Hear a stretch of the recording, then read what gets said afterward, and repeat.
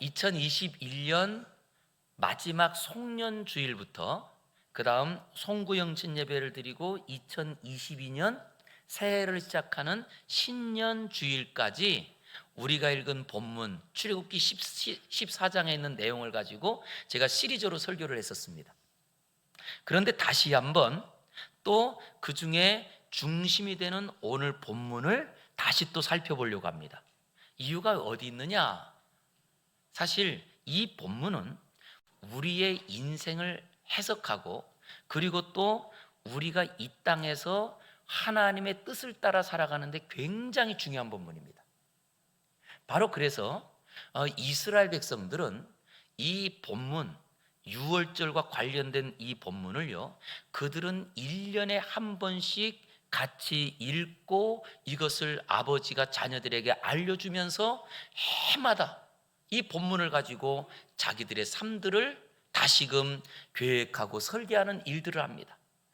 저는 이번 이제 또 추석 명절이 다가오고 이번 주에 있지만 이번에는 명절이 또 다음 주까지 이어지는 긴 명절 가운데 우리에게도 이 명절을 맞이해서 무엇을 같이 나누고 그리고 우리의 인생을 어떻게 해석할까라고 하는 것을 오늘 본문을 가지고 다시 살폈으면 좋겠는 거예요. 그래서 저는 우리 모든 성도님들이 해석이 되지 않고 이해가 되지 않는 우리의 인생들 속에서 다시금 그것을 잘 해석하여 행복하고 그리고 오히려 감사가 넘치는 주의 성도들로 일어나기를 주의 이름으로 축원합니다.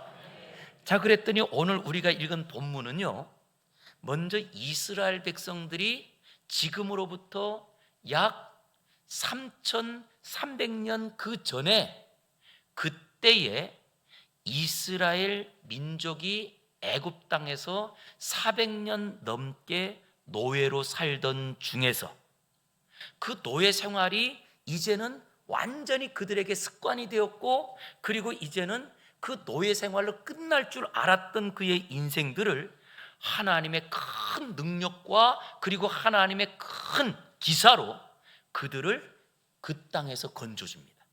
우리는 이것을 엑소더스라고 합니다. 탈출이죠. 그러기에 우리는 성경의 이름을 따라서 출애굽이라고 하지만 정확한 그들의 사건은 해방입니다. 해방. 그리고 해방과 함께 그들이 그 도저히 안 되는 자리에서 살아나온 거예요. 그들은 어떤 자리였느냐? 40년이 아닙니다. 400년이 넘게 그들은 그 땅에서 계속 노예로 살았습니다. 그러기에 그들은 400년 동안 죽고 태어나고 죽고 태어나는 일들을 반복하면서도 그들은 이제는 자유를 꿈꾸지 못하고 완전히 노예 생활로 일생이던 그때에 할아버지도 노예, 아버지도 노예, 나도 노예, 내 자식도 노예, 내 자식의 또 손자도 노예, 이런 삶이 이어지는 그때에 하나님께서 그 모든 것들을 끊고 그 자리에서 건져준 거예요. 이것이 출애굽이거든요. 그런데 이 출애굽이라고 하는 그 자리에는 어떤 일이 있었느냐라고 했더니 그들이 400년 동안 살아가는 동안에요, 하나님을 섬기는 신앙을 잃어버리지 않아요. 400년을 살아가는 동안에 이 이야기는 먼저 아브라함 때부터 시작이 됩니다. 그랬더니 하나님께서 아브라함에게 내가 네 자손에게 복을 주리라 라고 하셨던 그 말씀대로 그리고 아브라함에게 약속하십니다. 네 자손을 하늘의 별처럼 많게 하겠다, 땅에 아니 바닷가에 모래알처럼 많게 하겠다 라고 했던 그 약속이 이루어지지 않는 거예요. 하나님이 약속의 아들 이삭 한 사람을 줍니다. 이삭을 통하여서 하나님께서 그때에 또 야곱을 주었지만 야곱을 통하여 12아들, 그래서 창세기가 끝날 때에 이 아브라함의 가문은 전체 가족이 70명밖에 안 됐답니다. 그런데 그 70명밖에 안 되던 그 가족이 애굽 땅으로 내려가서 애굽 땅에서 400년을 지나는 동안에 남자만 60만 명이 됩니다. 남자만 60만 명으로. 그런데 하나님께서 그런 자리에 이 이스라엘 백성들이 그 땅에서 노예 생활을 하면서도 그들이 하나님께 주신 약속을 잃어버리지 않고 살더라는 거예요. 이유는 어디 있을까요? 이유는 그것을 말하는 부모님이 계시기에, 그리고 그것을 생명처럼 여기고 사는 부모님이 계시기에 이 자녀들이 그 신앙의 유산을 물려받아서, 그래서 할아버지도 노예였고 아버지도 노예였고 자기도 노예였지만 그 노예 생활 가운데 끊임없이 하나님의 언약을 붙잡고 살아가던 자리에 이 출애굽이 일어나더라는 거예요. 이게 얼마나 놀라운 이야기인가요? 그러게 저는 이 명절을 맞이해서, 우리가 명절에는 우리가 먼저 할아버지도 할머니도 계시고 아니면 또 4대가 모이고 아니면 3대가 모이고 뭐 이런 자리에 먼저 우리 안에 지금까지 어떤 일들을 경험했다 할지라도 그 하나님 섬기는 신앙이 대물림되어서 우리가 알지 못하는 그 어느 때에 기적이 일어나는 것처럼 출애굽의 역사가 우리 성도들의 가문 안에도 일어나는 은혜가 있기를 주의 이름으로 축원합니다. 와, 이런 역사를 우리가 바라본다면 지금 해야 될 일이 딱 분명한 거예요. 무엇을 해야 되느냐? 신앙을 전수해야 되는 거예요. 우리 안에 이런 기적을 꿈꾼다면, 아니 우리 안에 내가 세상을 떠난다 할지라도 우리 자손들 안에 모든 그 억압이 해방으로, 그래서 하나님의 기적을 경험하는 은혜가 있다면 무엇을 해야 되느냐? 오늘 우리가 이 신앙을 말해야 되는 거예요. 그런 자리에 하나님께서는 이 출애굽의 역사를 누구를 통해서 하시느냐? 라고 했더니 먼저 하나님이 택한 단 한 사람, 모세를 통하여 이 일을 하십니다. 그래서 우리에게 한 사람이 소중하다는 거예요. 그리고 우리에게는요, 사람뿐만 아니고요, 우리의 갖고 있는 생각 하나가 우리의 삶을 다 바꿉니다. 그러게 우리의 삶에 한 가지의 생각을 잘하는 것이 우리에게는 복이요, 그리고 우리의 삶에 또 나 한 사람이 어떻게 걸어가느냐가 얼마나 중요한데, 모세는 언제 태어나느냐? 그 당시에 이스라엘 사람들은 사내 아이가 태어나면 죽이라 라고 하는 때에 태어납니다. 아주 불행한 시대에 태어났습니다. 그리고 그 불행한 시대에 태어나서 그가 부모님의 그 특별한 사랑으로 100일은 지냈지만, 그러나 이제는 더 이상 키울 수 없어서 부모님까지도 버립니다. 그래서 나일강변에 이 아이를 버렸지만 오히려 하나님께서는 그 모세를 통하여 이스라엘을 구원할 계획을 세우더라는 거예요. 우리는 그래서 이런 말을 합니다. 영웅은 언제 태어나느냐? 난세 영웅이 난다는 거예요. 저는 이걸 이렇게 말씀드리고 싶습니다.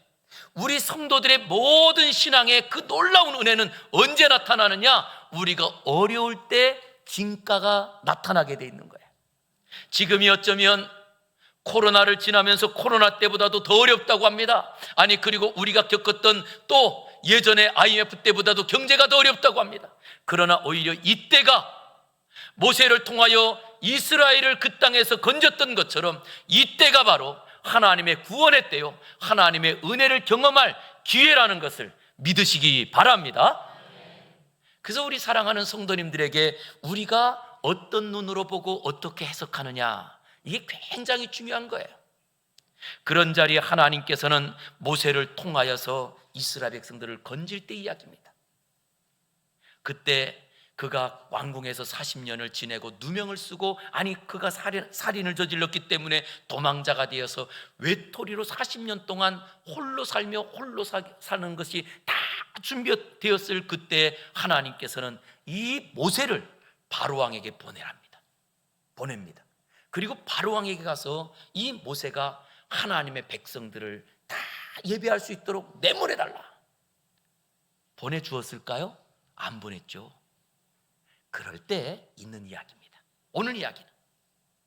그랬더니 이 바로왕이 콧방귀도 끼지 않고, 이 모세가 하는 말을 듣지 않을 때 하나님께서는 몇 가지 재앙을 이 애굽 땅에 퍼부었느냐? 몇 가지요? 10가지 재앙을 퍼붓습니다. 우리 한번 생각해 볼게요. 하나님이 진짜 애굽을 멸망하시려고 하면 한 번의 재앙으로 멸망할 수 있지 않았을까요? 아니, 한 번은 그렇다 할지라도 우리가 잘하는 대로 3, 4번 재앙 정도 내려도 이해가 되지 않을까요? 그런데 하나님께서는 몇 가지의 재앙을 내렸느냐라고 했더니 10가지 재앙을 내려요. 우리는 여기서 궁금합니다. 왜? 그럴 때 하나님께서 10가지 재앙을 이 땅에 내렸던 이유는 지금도 그 땅을 사랑하시고, 바로왕 하나님을 완전히 무시하는 사람입니다.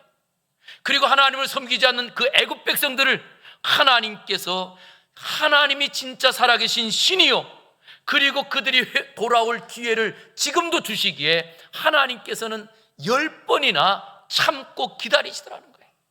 그게 바로 하나님의 마음입니다.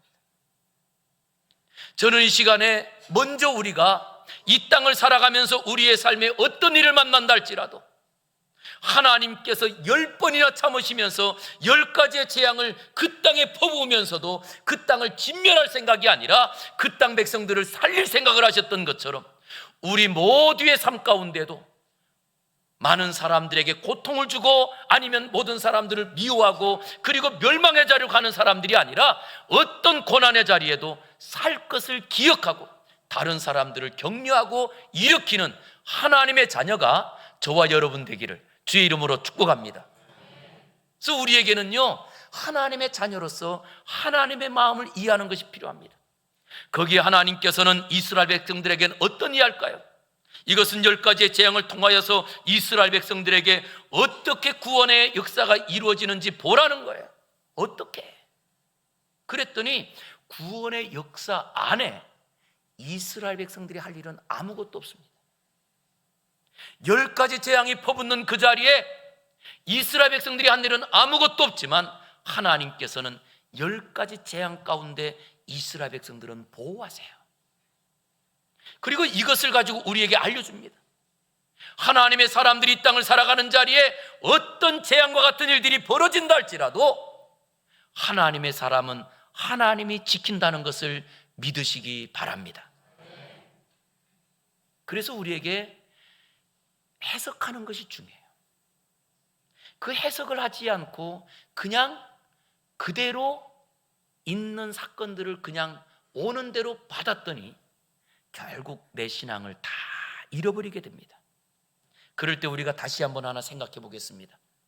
마지막 10번째 재앙은요, 그 애굽 땅에 내려진 가장 고통스러운 재앙입니다. 애굽 사람들의 장자들을 하나님께서 다 치세요.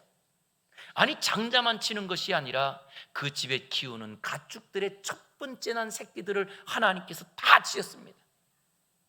그 땅은 갑자기 송장들이 넘쳐날 것이고, 그리고 또한 그 지역은 우리나라보다도 훨씬 더운 지방이기 때문에 아마 이 시신이 썩는 냄새들이 진동하지 않을까요? 결국 이 바로가 하나님께 저항하고 그리고 하나님의 뜻에 불순종하다가 결국 항복을 하고, 그리고 이스라엘 백성들을 내보내면서 예물까지 다 주면서 빨리 나가라, 너희들을 빨리 나가라. 그렇게 해서 이스라엘 백성들이 노예 생활이 끝나고 그 애굽 땅에서 나오게 됐어요. 자, 우리가 한번 그 현장을 한번 생각해 보시기 바랍니다. 이스라엘 백성들이라면, 내가 지금 그 현장에 있는 이스라엘 백성이라면 어떠실 것 같아요? 이거는 지금 내 생전에 볼 수 없는 기적을 10번이나 보면서 그 중에 이스라엘 백성들은 하나님이 한 사람도 죽이지 않고, 그리고 애굽 사람들은 장자들을 죽이고 짐승들을 죽이는 이런 놀라운 일 가운데 하나님의 기적을 경험하고 그 땅에서 해방이 된 거예요. 우리나라가 37년의 일제강점기가 있었지만 그때 40년도 아니지만 우리는 그걸 가지고 우리가 광복할 때 혹시 그 광복되던 그때의 그 기쁨을 맛봤던 어르신들 어떠신가요? 목소리가 터져라 외치지 않았을까요? 대한독립 만세! 외치지 않았을까요? 그런데 여러분, 이스라엘 백성들은 40년이 아니에요. 400년 동안 노예로 살았던 그 자리에서 해방된 거예요. 그들이 얼마나 감격하고 얼마나 기뻤을까요? 그들이 이런 놀라운 출애굽의 역사를 경험하고 그리고 하나님이 주신 약속의 땅으로 가려고 출발합니다. 그런데 그때 하나님께서는 지형상으로 그 당시에 제일 빠르게 갈 수 있는 쉬운 길이 해변길을 따라가는 블레셋 사람들의 길이에요. 그런데 그 길로 가는 것을 막아서 하나님이 쉬운 길로 가지 않고 광야길로 이스라엘 백성들을 가라고 합니다. 광야길로. 그랬더니 이스라엘 백성들이 그래도 하나님 말씀이니까 따라야지. 그리고 광야길로 가는 중간에 이때 바로가 제정신을 차리고 보니까 세상에, 아니 이스라엘 백성들만 나간 게 아니고 그때에 같이 일하던 노역하던 그 소수민족들도 같이 다 도망간 거예요. 그러다 보니 나라에 일을 시킬 사람이 없으니 나라가 멈춰서지 않았을까요? 바로가 다시금 제정신을 차리고 군대를 보내서 이스라엘 백성들을 추격하게 합니다. 이스라엘 백성들이 애국 군대가 추격해온대라고 하는 이야기를 들으면서 앞으로 가는데 앞에는 홍해요, 뒤에는 애국 군대가 추격해옵니다. 이제는 완전히 도간에 든 쥐꼴이 돼버립니다. 우리 여기서 자, 하나님이 왜 이렇게 하시죠? 아니 그것도 그 애굽 땅에서 10가지의 재앙을 퍼부으면서 이스라엘 백성들을 건졌으면, 그러면 그 건진 백성들을 쉬운 길로 보내면 안 될까요? 그런데 왜 하나님께서 그 쉬운 길로 가고 있는, 길을 못 찾은 것도 아니고 그 길을 찾아서 가고 있는 백성들을 돌려서 험한 광야길로 보내시고 그 험한 광야길 가운데 뒤에서 애국 군대가 추격해 오게 하시죠? 이것이 우리의 신앙생활 가운데 있는 이야기들이라는 거예요. 그랬더니 신앙생활하면서 우리가 아니 예수 그리스도를 믿고 나면 이제는 우리가 죄악의 문제를 해결하고 이제는 고통이 끝나고 행복인 줄 알았더니 웬걸요? 질병이 찾아왔고, 그리고 지난주에도 정말 안타까운 이야기 한 집사님이 암으로 수술받고 이제 10년이 됐는데 이제 10년이면 해방되다, 해방이다라고 할 그때에 피로 암이 전이가 된 거예요. 신앙생활 잘 하시는 분입니다. 아니 그런가 하면 정말 신앙으로 아버지가 장로님이었던 그런 가정에도 갑자기 화재가 나는 이런 일도 있고, 왜 우리에게 이런 일들이 발생하죠? 우리가 신앙생활에서 이해 안 되는 일들이 만납니다. 왜 그러실까? 그랬더니 성경은 이렇게 말하고 있더라고요. 출애굽기 13장 17절입니다. 우리 같이 한번 읽어보겠습니다. 시작. 바로가 백성을 보낸 후에 블레셋 사람의 땅의 길은 가까울지라도 하나님이 그들을 그 길로 인도하지 아니하셨으니 이는 하나님이 말씀하시기를. 잠깐만요. 여기에 지금 앞에서 설명하죠. 하나님께서 이스라엘 백성들을 블레셋 사람 땅의 길이 해변길, 쉬운 길인데 그 길로 가는 것을 가까울지라도 막고 그 길로 인도하지 않았대요. 그리고 이유를 말합니다. 이는 하나님이 말씀하시기를 이 백성이 무엇하게 되면요, 전쟁하게 되면 어떻게 한대요? 마음을 돌이켜 애굽으로 돌아갈까 하였습니다. 이런 길이죠. 쉬운 길로 가다가 어려운 일을 만나면 다시 돌아가요. 그래서 하나님께서는 우리 사람을 너무나 잘 알아요. 왜냐? 우리 사람이 얼마나 간사한가요? 내가 조금만 원하던 것이 이루어지면 막 신바람 나가지고 살만하다, 그러다가도 갑자기 뭔가 내 뜻하고 안 맞는 하나만 생기면 나는 그래서 당신하고 못 살고 뭐 이러면서 그냥 우리가 갑자기 변해버리잖아요. 그뿐인가요? 우리의 삶에 이렇게 실제로 우리의 이 변덕스러운 그 모습을 누가, 우리를 만드신 분이 하나님이세요. 그러다 보니까 그 하나님께서 뭐라고요? 이 백성들을 쉬운 길로 보내다가 전쟁을 만나고 블레셋 사람들하고 전쟁만 하게 되면, 아이고 우리는 전쟁 준비도 못했는데 저 사람들이 우리에게 이렇게 공격하니 돌아가자, 쉽게 돌아갈 수 있는 거예요. 그래서 하나님께서는 돌아갈 수 없는 길로 광야길로 인도하셔서 홍해 앞에 그들을 탁 두십니다. 하나님께서 홍해 앞에 두신 이유는 이 홍해가 무엇이 되느냐? 이스라엘 백성들이 건너는 문인 거예요. 문. 그래서 하나님께서 홍해 앞에서 우리가 잘 알잖아요. 하나님이 홍해를 탁 갈라가지고 그 문으로 이스라엘 백성들이 쫙 들어갑니다. 들어가고 났더니 문을 딱 닫았는데 추격해오던 애국 군대가 그곳에 다 물에 빠져서 죽고 이제는 더 이상 애국 군대가 추격해 올 수 없도록 문을 닫아버리신 거예요. 그런데 여기는요, 애국 군대가 추격해 올 수 없도록 문을 닫은 것뿐만 아니고 이제는 돌아갈 기회가 있어요, 없어요? 돌아가지 못하도록 막은 거예요. 우리 한번 옆에 있는 분에게 인사 한번 하겠습니다. 이제는 돌아갈 수 없답니다. 그래서 주신 거예요. 그런데도 불구하고 우리는 어떤 작은 일만 생기면 내가 신앙생활 안 할 걸, 내가 이러지 않을 걸, 이러고 우리가 원망하는 일이 얼마나 많나요? 그런데 하나님께서 이렇게 그들을 돌아가지 말라고 하나님께서 이스라엘 백성들을 홍해길로 인도하신 거예요. 여기에는요, 하나님의 놀라운 계획이 있어요. 하나님께서 왜 그 이스라엘 백성들에게 이런 놀라운 역사들을 일으키게 하셨느냐라고 했더니 이 출애굽의 사건을 통하여 하나님이 원하는 바가 있지 않았을까요? 그래서 오늘 설교 제목이 이유가 있는 출애굽이에요. 하나님께서 우리를 그냥 자녀 삼으신 게 아니에요. 하나님께서 우리를 자녀 삼으실 때는요, 이유가 있거든요. 이스라엘 백성들을 건질 때에도 이유가 있었거든요. 그 이유가 무엇이냐? 첫 번째, 우리 한번 같이 읽어보겠습니다. 시작. 하나님이 하시는 이름을 알고 믿어주기를 원하는 것입니다. 예, 우리 하나님도요, 우리 성도들이, 우리 사람들이 하나님을 믿어주기를 원해요. 우리 성도님들 어떤가요? 누군가 나를 믿어주면 행복하지 않나요?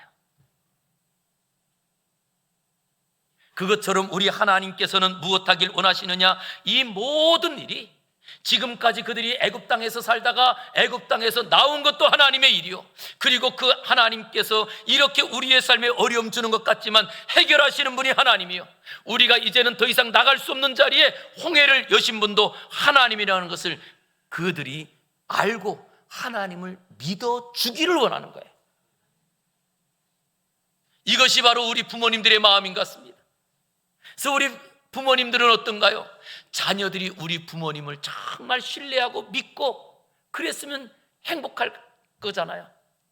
이번 명절에 이런 은혜가 있어서 자녀들이 우리 부모님을 찾아오고 정말 부모님을 응원하면서 부모님을 늘 믿어주는 든든한 자녀들로 세워지는 명절 되기를 주의 이름으로 축복합니다. 얼마나 행복해요. 이것 때문에 하나님께서 일을 하셨는데 이게 전부가 아니에요. 두 번째 또 읽어보겠습니다. 시작. 불가능한 것을 가능케 하시는 하나님의 역사를 믿기를 원하십니다. 그래서 백성들을 건진 거예요. 불가능했잖아요. 400년 동안 종이면 이제는 종인 거예요, 그냥. 그런데 하나님께서 하나님의 기적 같은 10가지의 능력으로 이스라엘 백성들을 건져주시고 우리의 삶에 어떤 불가능이 있어도 가능케 하시는 하나님을 믿으라는 거예요. 지금도 우리의 삶에는 여기까지 오는 동안에 저절로 온 인생은 하나도 없을 겁니다. 정말 처절하게 살고 힘들게 살아서 여기까지 왔지만 가만히 돌아보니 내가 산 것이 주의 은혜라면 앞으로도 우리가 어떤 어려움을 만나고 홍해를 만난다 할지라도 그것을 가르시고 역사하시는 하나님을 믿기를 주의 이름으로 축원합니다. 그러면 그 하나님을 믿고 나면 어떻게 해야 되죠? 우리 세 번째, 시작. 하나님의 능력만 믿고 안심하기를 원하십니다. 아멘. 그거예요. 그 하나님의 능력을 믿는다면 안심하라는 거예요.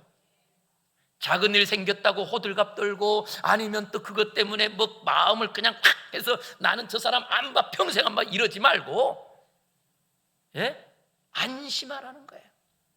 왜? 하나님이 바꾸실 거거든요.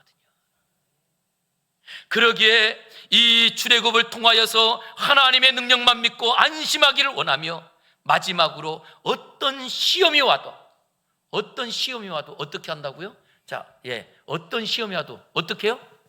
하나님만 전적으로 의지하고 순종하기를 원해요. 이 순종은요, 따라가는 거예요. 하나님만 바라보고 그리고 하나님께서 하시는 일들을 우리가 믿기에 이제는 그 하나님만 바라보고 걸어가길 원하는 거예요. 이게 출애굽의 이유거든요. 오늘 설교가 여기 이유가 있는 출애굽의 4가지 이유예요. 그런데 이렇게 하나님께서 그들에게 소원을 품고 나를 믿어달라, 어떤 일이 있어도 내가 해결해 줄 테니 너는 걱정하지 말고 안심하고 나만 따라오너라, 이래서 이 출애굽을 일으켰는데 이스라엘 백성들이 정반대로 살아요. 그래서 그들은 무엇하느냐라고 했더니 과거에 하나님께서 일으켰던 그 10가지의 재앙으로 그 백성들을 살려준 거 다 잊어버리고 무엇만 기억하느냐? 지금 내가 죽을 자리에 있다. 지금 뒤에서는 애국 군대가 추격해 오는데 저 애국 군대 붙잡히기만 하면 우리는 여기서 목숨이 죽은 목숨이야. 사실은 죽은 목숨 아니에요. 애국 군대가 추격해 와도요, 애국 군대가 추격해 온 이유는 그들을 붙잡아 가서 다시금 노예로 살라고 하는 거예요. 그런데 지금 이 이스라엘 백성들이 오히려 과거에 역사했던 하나님은 다 잊어버리고 현재 지금에 있는 일들 때문에 그들은 두려워하며 현실주의자가 되어서 지금 당장 먹을 것이 없다고, 지금 당장 우리에게 필요한 것들이 없다고, 아니 그들이 또한 현실주의자뿐만 아니고 이제는 이성적으로 보면서 오히려 거기에서 인간적인 판단으로 불평하고 원망하고 살아갑니다. 분명히 이 자리는요, 지금 이스라엘 백성들이 처해 있는 그 자리는 우리가 갖고 있는 우리의 가장 좋은 사고를 뭐라고 하느냐? 합리적인 사고라고 그래요. 합리적인 사고. 경험도 있고 그리고 이론도 포함하고 그리고 또한 그 안에서 자기가 지금까지 갖고 있는 모든 사람들의 생각을 다 포함한 합리적인 사고. 우린 이걸 최고의 사고로 생각하거든요. 그런데 지금 한번 이 자리를 우리 한번 생각해 보겠습니다. 자, 이스라엘 백성들이 홍해 앞에 서 있는 이 자리에 앞에는 바다요, 뒤에는 애국 군대가 추격해 오는데 합리적인 사고를 가지고 볼 때 죽을까요? 안 죽을까요? 합리적인 사고예요. 죽어요? 안 죽어요? 죽어요. 경험을 봐도 죽고 아무리 해도 방법이 없는. 그러면 우리 성도들이 지금 살아가고 있는 우리의 삶의 사고는 뭔가요? 우리에게 제일 중요한 건 이성적인 판단을 하고 합리적으로 살자고 해요. 그 결론이 죽음이에요. 그런데도 그것이 최고라고 생각해요. 아니 그 중에 하나를 더 붙입니다. 내 생각에는, 내 경험에는. 그럴 때 오히려 하나님께서 그들에게 가르쳐주고 싶은 것들은 오히려 그 자리에 얘야 끝이 아니야, 내가 너와 함께하면 여기서 살아, 이걸 알려주십니다. 사면이 막혔다 할지라도 위를 바라보았더니 위에는 하나님이 계신 거예요.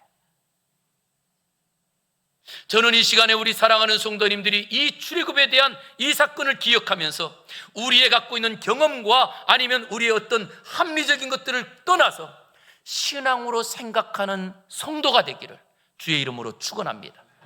신앙으로 생각하면 방법이 있을까요? 없을까요? 있어요. 합리적으로 생각해도 방법이 없거든요. 경험으로 생각해도 없거든요. 그런데 신앙으로 생각하면 있어요. 왜냐? 이미 하나님께서 도저히 불가능한 노예의 자리에서 해방시켜 주셨잖아요. 그것처럼 반드시 지금의 자리에도 하나님께서 그들의 길들을 열어주시는 길들이 있다는 거예요. 저는 그러기에 다시 한번 저와 여러분이 우리가 사고할 수 있는 길들이 많이 있지만 우리의 생각하는 모든 생각의 길은 신앙의 생각, 신앙의 길이 되기를 주의 이름으로 축복합니다. 그럼 살 길이 생겨요. 그런데 여기에 더 중요한 하나가 있습니다. 바로 하나님이 이스라엘 백성들이 죽고자 했던가. 왜 출애굽을 일으켰죠? 하나님이 하신 이유, 정말 큰 이유가 있습니다. 그건 뭐냐 하면 그들이 평생 동안, 아니 자기의 평생뿐만 아니고 부모 때에도 누리지 못하고 자손 때에도 누리지 못하는 그들은 노예 생활이었습니다. 이 노예 생활에서 자유를 주고 싶었던 거예요. 이게 출애굽입니다. 자유와 억압은 완전히 다른데요, 억압은 우리 성도님들은 뭔가 무력으로 뭔가 우리를 괴롭혀 억압이라고 생각하죠. 틀 안에서 사는 것이 사실은 억압입니다. 자유라고 하는 것은 그 틀을 넘나들 수 있어야 자유가 되는 겁니다. 넘나들 수 있어야. 그런데 하나님께서 이스라엘 백성들에게 그 자유를 주고 싶었던 거예요. 그래서 우리가 갖고 있는 경험의 한계를 넘나들 수 있는 자유, 내가 경험한 것만 되고 경험하지 않은 건 안 돼 라고 하는 우리의 굳어진 사고를, 아니 내가 경험하지 않았어도 가능해 라고 하는 우리의 사고의 자유, 이런 것을 하나님께서 주기를 원하셨던 거예요. 지금도 하나님께서 우리를 부르신 이유는요, 우리가 지금까지 경험한 것대로 살라는 말씀이 아니에요. 우리가 경험했던 우리의 울타리를 벗어넘어 이제는 우리가 경험하지 못한 하나님의 은혜와 죽음의 울타리까지 뛰어넘는 자유를 주시기 위하여 저와 여러분을 불렀다는 것을 믿으시기 바랍니다. 그리고 이 우리의 사고의 틀이 깨지는 순간 여기에 하나님의 은혜가 담긴 거예요. 그런데 이스라엘 백성들은 뭐라고 하느냐? 11절 보시기 바랍니다. 11절 우리 같이 한번 읽어보겠습니다. 시작. 그들이 또 모세에게 이르되 애굽에 매장지가 없어서 당신이 우리를 이끌어내어 이 광야에서 죽게 하느냐? 어찌하여 당신이 우리를 애굽에서 이끌어내어 우리에게 이같이 하느냐? 아멘. 지금 그들은 그 자리에서 무엇하느냐? 이제는 꼼짝없이 죽었다는 거예요. 하나님께서는 이미 그 400년 동안에 굳어졌던 틀도 깨뜨렸었는데 우리의 갖고 있는 이 사고의 틀을 깨뜨리지 못하실까요? 그런데 그들은 그 자리에서 말합니다. 애굽의 매장지가 없어서 우리를 죽이려고 하느냐? 예, 모든 사람들이 볼 때 이 자리는 죽음의 자리예요. 그러나 하나님께서는 그 죽음의 권세를 깨뜨리길 원하시는 거예요. 이스라엘 백성들이 실제로 꿈꿨던 건 뭘까요? 400년 동안 그들이 살면서 꿈꿨던 거 뭘까요? 단 하루라도 이 자유를 누렸으면 이게 그들의 꿈이 아니었을까요? 아니 그렇다고 한다면 그들이 그 애굽 땅에서 해방이 되고 단 며칠이라도 나는 이렇게 살았으니 나는 여기서 죽어도 여한이 없어, 이렇게 말해야 되지 않을까요? 그런데 거꾸로 그들은 그곳에서 원망합니다. 하나님께서 우리에게 왜 예수님의 사람으로, 하나님의 사람으로 우리를 부르셨을까요? 그걸 갈라디아서 5장 1절에 보니까 이렇게 소개하더라고요. 그리스도께서 우리를 어떻게 하려고요? 자유롭게 하려고 자유를 주셨으니 그러므로 굳건하게 서서 다시는 종의 멍에를 매지 말라. 다시는 종의 멍에를 메고 안 된다고 하지 말고, 내 사고의 틀에 갇히지 말고, 내 경험의 틀이나 내 지역의 틀에 갇히지 마라, 이렇게 말씀하시는 거예요. 그런데도 우리는 여전히 내가 살고 있는 내 삶에 우리는 무엇만 보느냐? 내가 살아오면서 본 것만 보여요. 그러게 이것이 전부라고 생각합니다. 그런데 참 놀라운 것은 목사로서 다양한 분들을 뵙지 않았을까요? 그런데 참 신기한 것은요, 성도들 진짜 만나는 분들마다 그 삶의 스타일이, 라이프 스타일이 똑같은 분들이 별로 없어요. 다 달라요. 그런데 그렇게 다 행복하게 살더라고요. 그러면 나의 인생도 내가 생각한 틀을 깰 때에 진짜 행복이 찾아오지 않을까요? 그런데 우리는 그 틀을 깨지 않으려고 합니다. 그래서 예수님께서 우리를 자유롭게 하려고 십자가를 지셨다는 거예요. 우리를 자유롭게 하려고. 저는 이 시간에 그 복음의 자유를 누리면서 이제는 우리가 갖고 있는 모든 우리의 울타리를 깨뜨리고 신앙의 자유 안에서 모든 것이 가능하며 모든 것이 유익하며 모든 것을 통하여 이루실 하나님의 은혜를 바라보는 성도가 되기를 주의 이름으로 축원합니다. 그럴 때 여기에 보면 그래서 뭐라고 하느냐, 하나님께서 13절에 보니까 이런 말씀하세요. 모세가 백성에게 이르되 너희는 두려워하지 말고 가만히 있어서 여호와께서 오늘 너희를 위하여 행하시는 구원을 보라. 너희가 오늘 본 애굽 사람을 영원히 다시 어떻게 한대요? 이게 말이 돼요? 지금 애국 군대가 추격해 오는데 우리가 죽을 자리에 거꾸로 하나님께서 모세를 통하여 너희가 보고 있는 저 애굽 사람을 영원히 다시 보지 아니하리라. 그리고 14절 선언하세요. 14절 시작. 너희를 위하여 싸우시리니 너희는 가만히 있을지니라. 아멘. 여기 한마디 더 추가한다면 하나님께서 하신 말씀이에요. 너희가 울타리 안에서 벗어나지 못하고 여기서 이제는 죽겠다, 여기서 안 되겠다 이런 말하지 말고 너희는 가만히 있어서 불평 없는 믿음의 그 자리에 서라 라고 하는 거예요. 염려하지 않는 그 자리에 서 있으라는 거예요. 그랬더니 실제 우리가 공고한 날이 이르고 그리고 우리로서 안 될 일이 발생할 때에 그때 어떻게 해야 되죠? 그랬더니 전도서 7장 14절에 이렇게 솔로몬 왕이 말하더라고요. 형통한 날에는 어떻게 하래요? 그리고 공고한 날에는 뭐 하래요? 뒤돌아보래요. 우리가 지금 어려운 순간을 만났을 때 해야 될 지혜는 뒤돌아보라는 거예요. 그랬더니 400년 동안 종살이 하던 자리도 하나님께서 10가지 재앙으로 우리를 해방시켜 주셨어. 할렐루야. 우리에게도 그것 아닌가요? 진짜 지금 우리가 누리고 있는 것들, 요즘은 먹을 것이 없어서 걱정하는 세대는 없잖아요. 그래서 우리가 아이들 유모 때 그런 유모 있었잖아요. 야, 집에 쌀이, 그때는 우리가 어려가지고 정말 힘들어가지고 쌀이 없어서 그럴 때 아이들이 그랬다면서요. 아니 라면 끓여 먹으면 되는데. 그런데 실제 우리 여기 계신 우리 뭐 저도 겪었으니까 여러분들 다 겪었잖아요. 정말 끼니를 못 끊어가지고 저희 집도 아버지가 제 6살 때 부도나는 바람에 싹 망하고, 그러고는 어린 시절에 보니까 우리 집에 겨울만 되면 겨울에 쌀이 들어오는 게 아니고 밀가루 푸대가 몇 푸대씩 막 쌓였어요. 그리고 밀가루 가지고 겨울을 나야 되는 거예요. 쌀은 못 구하고. 그러니까 뭐 하죠? 낮에는 수제비, 저희 동네에서는 떠덕국, 저희 동네 사투리거든요. 그러니까 수제비, 이렇게 밀가루 뜯는다 해서 떠덕국이에요. 그래서 이제 떠덕국. 그리고 저녁 때는 뭐 할까요? 칼국수.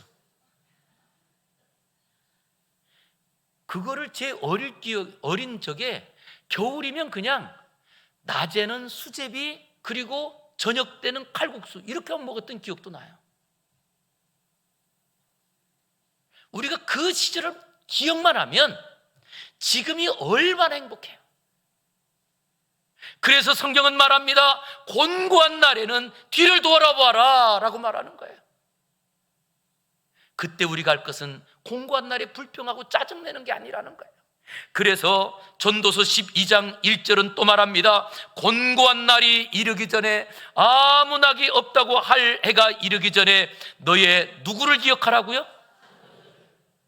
뒤를 돌아는 말은 뒤에 돌아보았더니 내가 그때 손해보고 내가 그때 정말 억울한 일 당하고 그때 엄마가 뭐 남동생한테는 먹을 걸 주면서 나한테는 안 주고 이런 걸 기억하라는 말이 아니에요. 예? 뒤돌아보는데 무엇을 기억하라고요? 하나님이 하신 일을 기억하라는 거예요. 하나님이 내게 하신 일들을 기억해 보라는 거예요. 우리나라는 특별히 하나님 나라가 하나님께서 하신 일이 얼마나 많나요? 그 중에 우리나라는 전 세계 지도 중에 우리나라는 없을 때에 하나님께서 선교사를 보내서 이 아시아 동쪽에 조선이라는 나라가 있다는 것이 알려졌고, 전 세계에 그것이 선교사님들의 역사입니다. 그뿐만 아니고 그 다음부터 우리나라의 일제강점기로 인하여 완전히 나라가 빼앗길 그 지경 가운데도 하나님께서, 우리는 이 나라를 건질 방법도 없는데 하나님께서 미국을 통하여서 우리나라를 해방시켜 주시고, 이럴 때 우리가 할렐루야 하는 거 아니에요? 우리가 한 일 없잖아요. 그럼 6.25 사변은요? 6.25 사변에도 이미 우리는 완전히 이제는 저 낙동강 하루만 끊어지면 우리나라는 이미 공산화되는 거예요. 그런데 그 공사 하나 되기 바로 직전에 그때 기도했던 성도들의 기도 때문에 하나님께서는 도저히 전술로도 불가능한 인천 상륙작전이 이게 성공했다는 거예요. 지금은 우리가 지났기에 어떤 사람은 메가더 장군을 전쟁 광이라고 말하더라고요. 저는 정말 깜짝 놀랐어요. 다른 나라 사람은 그렇게 말할지 몰라도 우리 대한민국에 사는 사람은 그렇게 말할 수가 없는 거예요. 왜냐? 메가더 장군이 그때의 그 전술을 그때의 모든 장군들이 다 반대하는데도 메가더 장군이 그거를 감행했기 때문에 우리가 살아있는 거잖아요. 이게 하나님의 역사 아니면 뭘까요?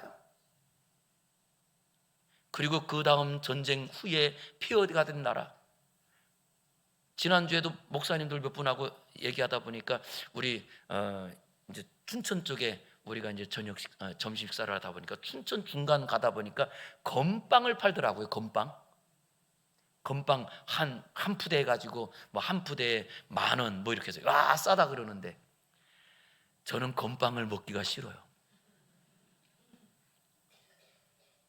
제가 살던 데는 오지가 돼가지고 국민학교 때 점심을 못 먹는 학생들이 있으니까 국가에서 보조를 해가지고 건빵을 나눠줬어요. 점심 때마다. 그래서 신발 주머니는 안 갖고 가도 건빵 주머니는 갖고 가야 된 거예요. 그러다 만약에 건빵 주머니 못 갖고 가면 꼭 선생님이 반드시 주머니에만 줘. 그래서 한 번은 신발 주머니에다 받아 갖고 먹기도 했잖아요. 그래도 어때요? 한데 그러다가 방학 때가 되면 학교에 건빵이 창고에 가득하니까 이거 그냥 놔두면 어떡해요? 썩잖아요. 그러니까 방학하는 날은요 다 큰 푸대를 갖고 오라고 그래요. 그래가지고 아이들이 갖고 가지 못할 정도로 다 나눠줘요. 싹. 그러면 건빵을 한 자루 갖고 그거 갖고 30분, 이게 30분 동안 국민학교에서 집에 오려면 차도 없고 버스도 없어요. 그래도 그 길이 얼마나 신바람 난지. 그래서 건빵 가지고요, 제가 건빵 갖고 오면 집에서 뭐 해 먹을까요? 튀겨 먹고 기름이 귀하니까 그때는 돼지 기름이죠. 돼지 기름에 튀겨 먹고 거기다 설탕 뿌리고 그 다음엔 또 하는 게 있어요. 거기다가 물에 불려요. 그리고 물에 불리고 그 다음에 고추장 풀어요. 뭐 별거 다 해 먹었어요. 지금은 건빵 먹기 싫어. 아마 그래서 어르신들 중에서는 어떤 분들 중에서 나는 국수 먹기 싫어 그런 분도 계시더라고요. 한데 진짜 그때 생각해 보면 지금 우리 어떤가요? 그런데 거기서 꼭 기억하라는 거예요. 창조주를 기억하라는 거예요. 우리나라가 이 자리에 있는 이유는 전국 방방곡곡 산들마다 기도했던 기도의 성도들이 있었어요. 그리고 그 구국 기도를 통하여서 하나님께서 우리에게 베푸르신 은혜란 말이에요. 우리가 그것 기억하면 짜증나나요? 원망할 일이 있나요? 없더라는 거예요. 거꾸로 그 자리에서 우리는 하나 기억할 것이 있습니다. 오히려 그 자리에서 하나님이 하신 일들이 생각나더라는 거예요. 출애굽을 베푸신 이유입니다. 그래서 이스라엘 백성들은 오히려 해마다 6월절이 되면 가족들을 다 불러 모아놓고 얘들아 우리가 애굽 땅에서 어떻게 나온 줄 아니? 우리가 그 자리에서 어떻게 구원받고 어떻게 해방된 줄 아니? 해마다 이야기하는 거예요. 출애굽의 이유가 우리에게는 무언가요? 우리를 구원하신 이유예요. 우리가 하나님의 자녀가 된 이유예요. 무엇하라고요? 하나님의 전능하심을 믿고 안전하게 살아가라고, 염려 걱정하지 말고 하나님만 신뢰하고 순종하라고, 그리고 이제는 신앙의 자유를 누리라는 거예요. 제발 우리 틀 안에 갇혀서 그 틀 안에서 안 된다 된다 이러지 마시고요, 그 틀을 넘나드는 자유가 우리 성도들에게 일어나기를 주의 이름으로 축원합니다. 물질이 있어도 되지만 물질이 없어도 괜찮아요. 건강이 있으면 좋지만 건강 잃어버려도 괜찮아요. 우리의 삶에 내가 원하는 것 이루어지면 감사하지만 원하는 것 안 이루어지는 자리에 하나님의 기적이 이루어진다는 거예요. 그러기에 저는 이 다시 한번 우리가 추석 명절을 맞이하여 하나님이 주시는 신앙의 자유를 가지고 모든 자리에 합력하여 복음을 전하고 생명을 전하며 오직 하나님의 이름으로 일어나는 성도가 되기를 주의 이름으로 축원합니다. 기도하겠습니다. 거룩하신 아버지 하나님, 감사합니다. 오늘도 출애굽의 이유를 우리에게 알려주시어서 우리는 한 일이 없지만 하나님의 놀라운 계획으로 우리가 이 땅에서 살아나게 하시고 하나님의 은혜를 경험한 것을 기억하라. 그리고 또한 하나님의 그 자유를 누리라 라고 말씀하셨사오니 이제는 우리도 이 땅에서 하나님의 백성으로 살아가는 그 하나님의 은혜를 기억하게 하여 주시옵소서. 이제는 날마다 하나님의 주신 자유로 날마다 잘 생각하여 어떤 환경에서도 이기게 하시고 감사가 넘치는 삶을 살아가는 신앙의 자유인들 되게 하여 주시옵소서. 예수님 이름으로 기도 올리옵나이다. 아멘.